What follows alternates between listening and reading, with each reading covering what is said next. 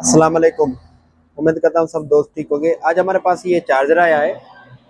इस बंदे की रिक्वायर्ड थी कि इस चार्जर को मुझे पावर सप्लाई बना के दो। ठीक है, मोटर के लिए आपको पता है पावर सप्लाई जो मार्केट से मिलती है वो उसमें ये मसला होता है, वो चलती तो ठीक है जब तक चलती है, लेकिन जब खराब हो जाती है तो वो रिपेयर नहीं होती, तो कम रिपेयर होती है क्योंकि उनमें बहुत सारा सामान लगा होता है। क्योंकि वो उसको रिपेयर करना आसान बात भी नहीं होती, काफ़ी पार्ट्स हमारे पास नहीं मिलते। तो भाई ने बोला है कि अगर ये चार्जर हमें पावर सप्लाई के लिए बना के देते हो तो बहुत अच्छा है, बन जाएगा। मैंने कहा तो आज इसको सिखाएंगे आपको, इसको पावर सप्लाई में कैसे कन्वर्ट करेंगे। दो तीन स्टेप है जिनमें से आपको ये पावर सप्लाई में कन्वर्ट हो जाएगा। और इसकी जो ये है, अच्छा सबसे पहले इनको ना, ये हम दोनों ही मॉसफेट को निकाल देंगे। ठीक है, ये हमें यहाँ पर कोई अच्छी एफिशिएंसी वाला मॉसफेट लगाना होगा। ठीक है, क्योंकि इनकी एफिशिएंसी इतनी अच्छी होती नहीं है। तो मोटर का लोड काफ़ी होता है, उसका टार्क लोड भी बहुत ज़्यादा होता है। जब पानी उठाता है नीचे तो उसका टार्क लोड बहुत ज़्यादा होता है। तो इसलिए इसको हम फिक्स करेंगे और यहाँ पे अच्छी क्वालिटी का मॉसफेट जो हेवी ड्यूटी में हो वो लगाएंगे।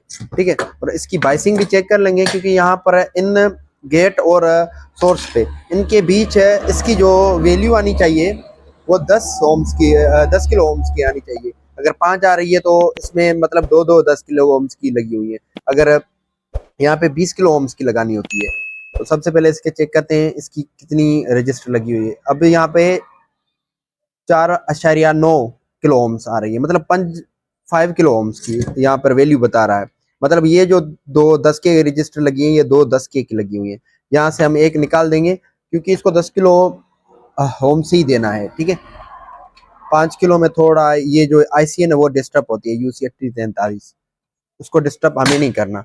तो अब इसकी वैल्यू चेक करते हैं। 10 ओम्स हो गई है क्योंकि हम इसमें मॉसफेट एक ही यूज करेंगे।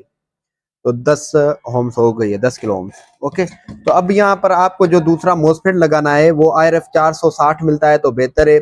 अगर आपको 25N60 मिलता है, 25N50 मिलता है तो वो भी अच्छा है, लेकिन मैं आपको रिकमेंड करूंगा IRF 460 लगाएं क्योंकि ये बेहतरीन एफिशिएंसी वाला होता है, हेवी ड्यूटी।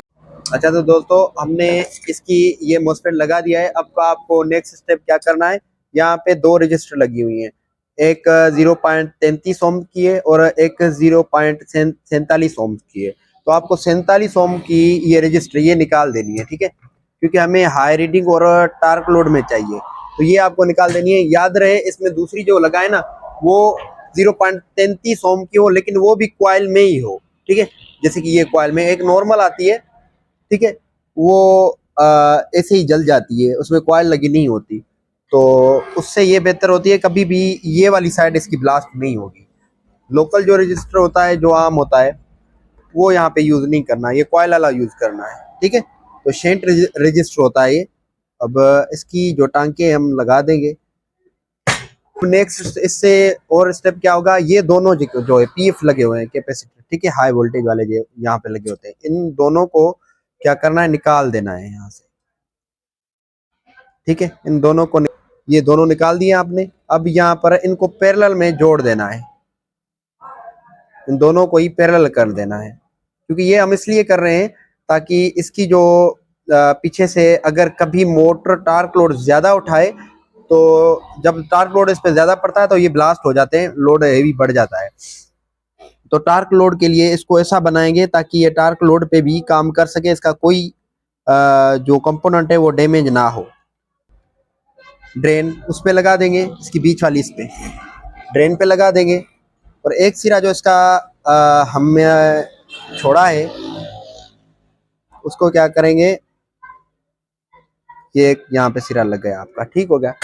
अब ये 10 ओम सी रजिस्टर लेनी है। अब जैसे कि हमने बीच वाली इसमें ड्रेन में जोड़ किया, इसका एक सिरा लगा है, एक जो इसका सिरा हमने छोड़ा है उसको क्या करेंगे, इसकी सोर्स से, इस वाले मॉसफेट की सोर्स से, यहाँ से आप ग्राउंड भी ले सकते हैं, ठीक है, लेकिन मैं इस सोर्स से ही लेता हूँ।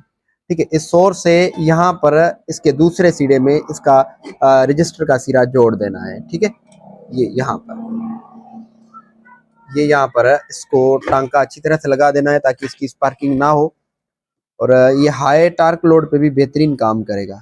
ये हमारा यहाँ पर सिरा लग गया, अब इसको टांका लगा देना। कैपेसिटर इसका भी हमने कर लिया, रजिस्टर भी लग गया हमारा। अब हमारा नेक्स्ट स्टेप क्या होगा, आउटपुट वाली साइड पे। आउटपुट इस वाली साइड पे अगर लोकल कैपेसिटर लगे हुए हैं तो वो आपको चेंज कर देने हैं, ठीक है। ये इसमें अच्छी क्वालिटी के लगे हुए हैं, मैं चेंज नहीं कर रहा। और वैसे ये मॉसफेट काफी दोस्त डायरेक्ट कर देते हैं, तो ये मॉसफेट डायरेक्ट नहीं करना। आपको क्या करना है, 4.7K की रजिस्टर लेनी है। अगर 4.7K की है, 5K की है, 3K की है या 3.3K की है, तो आप वो लगा सकते हैं ड्रेन से सोर्स, ठीक है। इसके बीच वाले सिरे से गेट को जो है ना, इसको गेट को छोड़ देना है, यहाँ से इस पे लगा देना है, ठीक है। गेट और सोर्स के बीच में ये इसमें काम करेगी। जब इसका पीछे से कोई करंट शॉर्ट होगा ना, तो उस वजह से इसको प्रोटेक्शन प्रोवाइड करवाएगी। तो ये चार्जर जो है ना वो जल्दी खराब नहीं होगा। डायरेक्ट में ये हेवी टार्क लोड हो जाएगा या कुछ इसका जोड़ वगैरह गलत हो जाएगा, तो ये सारी इसकी पीछे वाली साइडें जो जल सकती है। तो इसमें ये इसका मतलब प्रोटेक्शन हो जाएगी।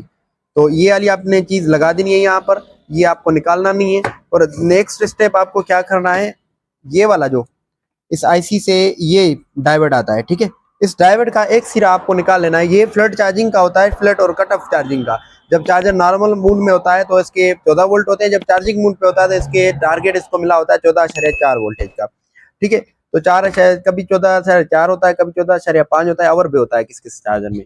तो इसको हम सेट करेंगे, क्योंकि इसका यहाँ पर फ्लड चार्जिंग का काम नहीं है, हम बैटरी का काम इसमें ले नहीं रहे, में पावर सप्लाई का ले रहे हैं। तो इसकी एक सिरा जो है ना डायोड का, ये हमको निकाल देना है, ठीक है। तो ये चार्जिंग को शिफ्ट करेगा, ये हम निकाल नहीं रहे थे, यहाँ पे रहने देते। कभी अगर कस्टमर ये हमारे पास आए, लेके आए, कहे कि ये चार्जर बना के दो, तो हम उसको बना के देंगे, ठीक है। अब इसको हम देंगे पावर, ठीक हो गया। तो इसको देंगे पावर, और इसकी जो साइड है इसको सारी चेक करेंगे। चेक करने के बाद इसको देखेंगे कि इसका मसला हमारे यहाँ से हल हो गया है कि नहीं। अब इसके वोल्टेज चेक करेंगे, ये वोल्टेज दे रहा है कि नहीं। ये वोल्टेज 13.8 वोल्टेज दे रहा है। तो इसको हम क्या करेंगे, इसको थोड़े वोल्टेज कम कर देंगे, ठीक है, 13.5 पे कर देंगे, ताकि मोटर की वाइंडिंग वगैरह ना जलाए। मोटर 12 वोल्ट का होता है, तो उस वजह से इसको थोड़ा वोल्टेज ना कम देंगे कि वोल्टेज 13.4 पे कर देते हैं, ठीक हो गया। तो ये वोल्टेज हमारे क्लियर हो गए। अब इसकी फ्लड चार्जिंग काम नहीं करेगी, इसकी चार्ज फैन वगैरह काम करेगा, लेकिन फ्लड चार्जिंग इसकी हमने कट कर दी है, क्योंकि ये मोटर पे पावर सप्लाई के हिसाब से यूज होता है। तो उसके लिए हम इस पे फ्लड चार्जिंग वगैरह उसका सिस्टम काट लिया। अब ये ध्यान से देख लें आपको क्या क्या स्टेप करने हैं। सबसे पहले आपको हेवी ड्यूटी मॉसफेट लगाना है, उसके बाद 0.37 रजिस्टर निकालना है। उसके अलावा इस कैपेसिटर को 10 ओम्स लगा के इसको पैरेलल में करके, अगर एक ही आपके पास है तो ठीक है, वो एक ही लगा दें, दोनों लगाने की जरूरत नहीं है।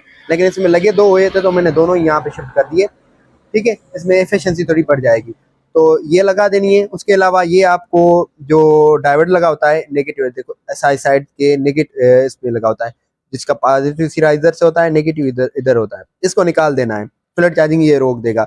उसके अलावा इस पे आपको इस स्टेप पे आना है, ये वाली रजिस्टर जो लगी हुई है 0.7K की किलो ओम्स की, ये आपको यहाँ पे लगा देनी है। आपका ये पावर सप्लाई बन के रेडी हो गया है। अगर आप भी ऐसा किसी को पावर सप्लाई बना के देते हैं, इंशाल्लाह अच्छी एफिशिएंसी और बेहतरीन काम करता है। अगर परसों कभी खराब भी हो जाए ना, तो ये दोबारा भी रिपेयर हो सकता है।